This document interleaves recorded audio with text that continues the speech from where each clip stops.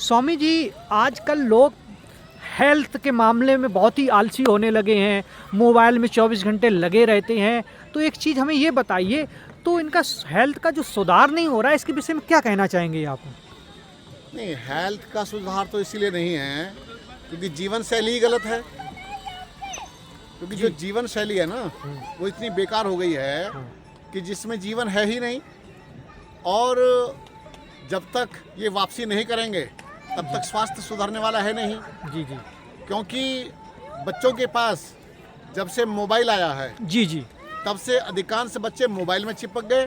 Study भी करते हैं तो मोबाइल में, गेम भी खेलते हैं तो मोबाइल में, सब कुछ मोबाइल में आ गया। ओके तो जिसका दुष्परिणाम आगे चल करके बच्चों को बहुत बड़ा भोगना पड़ेगा। ओके। अच्छा, एक प्रश्न और करिए, लेट नाइट तक लोग मोबाइल चलाते हैं, इसके क्या नुकसान हो सकते हैं? देर तक मोबाइल चलाने से हानि जो होगी कि बच्चे डिप्रेशन के शिकार हो जाएंगे, बच्चे आंखें गंवा बैठेंगे, बच्चे अपना ब्रेन गंवा बैठेंगे, बच्चे अपनी पर्सनैलिटी गंवा बैठेंगे। गुड पर्सनैलिटी जिसे कहते हैं, अच्छे फिगर वाली, वो पर्सनैलिटी बच्चों के पास नहीं रहेगी।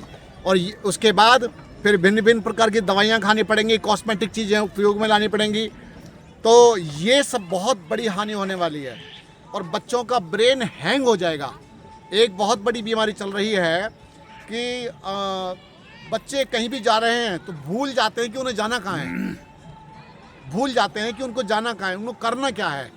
तो ये बहुत बड़ी समस्या, तो मोबाइल उनको खा रहा है और इससे हमें दूरी बनानी पड़ेगी थोड़ी, तब जाके लाभ मिलेगा। मेरे साथ एक आनंद जी और हैं, जो बहुत ही बड़े समझदार मजे हुए कलाकार भी कह सकते हो, व्यक्ति भी कह सकते हैं। तो आनंद जी, हमें एक बात बताइए, आपकी क्या राय, बच्चों को कितनी देर मोबाइल चलाना चाहिए या क्या उनका शेड्यूल रहना है? मेरी मानो तो जब मैं बच्चा था मोबाइल तो उस वक्त था ही नहीं। हम लोग शाम हुआ घूमने निकल गए, खेलने निकल गए, उसमें जो आनंद आता था, जी। आज बच्चे घर से बाहर निकलना भूल गए हैं, मोबाइल के साथ चिपके हुए हैं, है ना।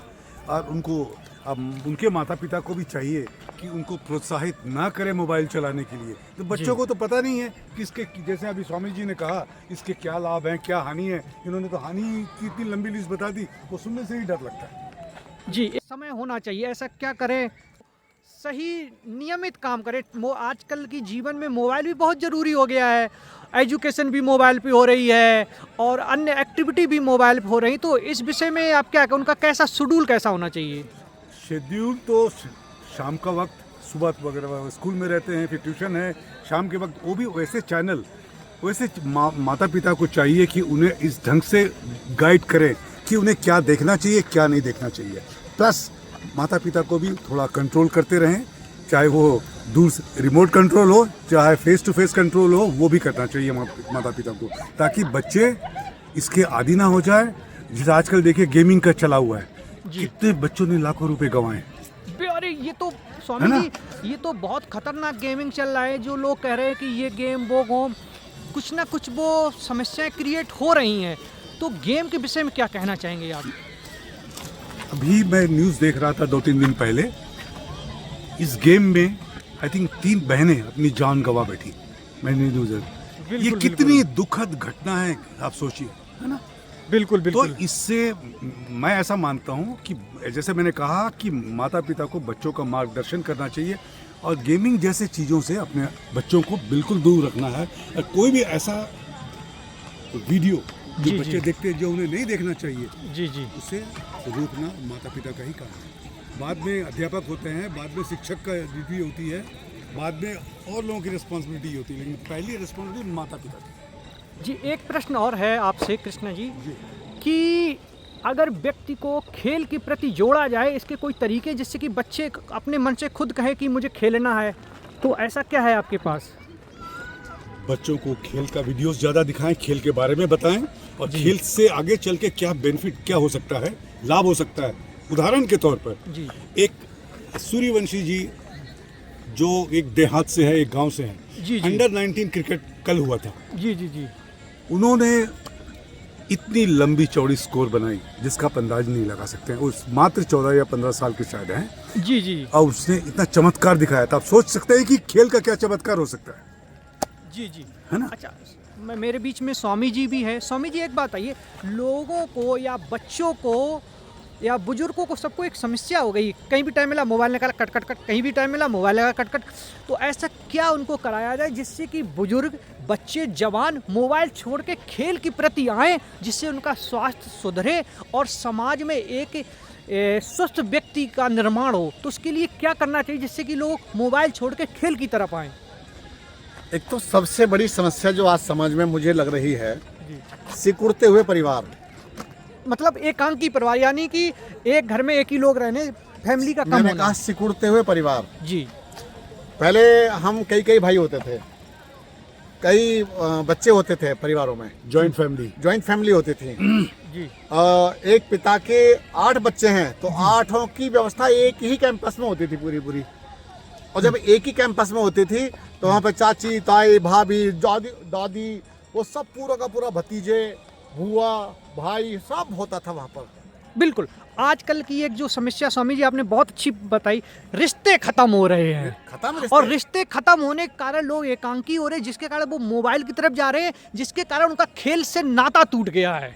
एक कहावत है, फसलें खराब तो नस्लें खराब। बिल्कुल बिल्कुल बिल्कुल। ठीक है, धीरे धीरे फसल ही खराब होती चली जा रही है पूरी की पूरी। जी बिल्कुल। अब एक बच्चा है, जी। वो एक बच्चा इतना जिद्दी, इतना चिड़, इतना उसके अंदर इरिटेशन है जी। कि वो अब ना तो माँ की बात मानना चाहता है, ना बाप की बात मानना चाहता, सारी बातें मनवाना चाहता है। तो इसी कारण से बच्चों के सामने अगर हम गेम प्रस्तुत भी करें तो बच्चों को समझ में नहीं आते, क्योंकि बच्चे ग्रुप में खेलते थे। हम जब ग्रुप में थे तो गुल्ली डंडा खेलते थे, खो खो खेलते थे, कबड्डी खेलते थे, कुश्तियाँ लड़ते थे, बहुत सारे गेम हमारे होते थे। और जो पेड़ पे चढ़ते थे, जी जी। आज पेड़ प्रतीक्षा करते रहते हैं। पेड़ वेट कर रहे हैं, ये पेड़ वेट कर रहे हैं कि कोई हम पर खेलने वाला आए। जी। तो बच्चे, पेड़ पर खेलने वाले बच्चे नहीं हैं, तो गेम बदल गए, अच्छा। पूरा सिस्टम बदल गया। मेरे साथ आनंद जी, कोई बचपन का किस्सा याद है जब बचपन में आप खेलते हो और खेल के पीछे डांट भी पड़ती हो? कुछ है याद आपको? मेरे साथ प्रॉब्लम ये था, मैं ज़्यादा खेलता ही था, पढ़ता ही कम था। तो डांट की तो भंडार लग गई थी। अच्छा। वही मुझे याद आता है, और वो डांट ही आज काम किया है कि अच्छा। मैं जिस मुकाम पर पहुंचा हूँ। बिल्कुल। अच्छा, कोई एक ऐसा किस्सा आनंद जी जिसमें आपको डांट पड़ी हो? हाँ, पढ़िए। कोई बताओ एक किस्सा। ऐसा था कि मैं एक सब्जेक्ट का ट्यूशन पढ़ने जाता था। हाँ। और वहाँ से नदी बहुत सामने था। जी, और जी। मुझे तैरना नहीं आता था। जी, और इसके बावजूद हम बार बार नदी में नहाने चले जाते। अच्छा। तो एक दिन मेरे दोस्त ने मेरे पिताजी को बता दिया, हाँ। मेरे डैड को बताया कि भाई ऐसा ऐसा बात है, इसको समझाते हैं, समझता नहीं है। उसके बाद जो डांट पड़ी ना, मैं आज नदी से ही मुझे डर लगता है। Okay okay. स्वामी जी, आपके नहीं, जीवन का कोई किस्सा? एक मैं भी बताना चाहूँगा। बिल्कुल बिल्कुल। जब मैं छोटा सा था तो हमें क्या पतंग उड़ाने का बड़ा शौक था। और मेरा एक छोटा भाई था, मैंने उससे कहा कि पिताजी और माताजी तो सो गए हैं, क्योंकि गर्मियों में तो दबा दबा के सुलाना पड़ता था, हमको जबरदस्ती सुलाते थे कि लेट, लू लग जाएंगी, बहुत गर्मी है। पर हमको गर्मी कहाँ, हमारे दिमाग में गर्मी नहीं, हमारे शरीर में गर्मी नहीं, कुछ नहीं। नंगे पैर, चप्पलें भी नहीं होती थी, कटे हुए वो होते थे ना गेहूं का खेत, उसमें नंगे पैर फट भी जाते थे, क्रैक हो जाते थे, सब हो रहा था, लेकिन हमें कोई चिंता नहीं थी क्योंकि मजबूत बहुत थे। तो हमने क्या किया, भाई को तैयार कर लिया। तो हमने जो चरखड़ी होती है, जिसको हुचका बोलते हैं हमारे गाँव में, जिस पर धागा लिपटा होता था, मांझा, उसको ले करके और पतंग ले करके हम जंगल में पहुंच गए दूर। पतंग हमसे उड़े नहीं जी। भाई, बार बार छोड़ रहा हूँ सर, मैं खींच रहा हूँ, लेकिन पतंग उड़ने को तैयार नहीं। भाई साहब, मैं और मेरा भाई हम पसीने से लथपथ हो गए, लेकिन पतंग नहीं उड़ी।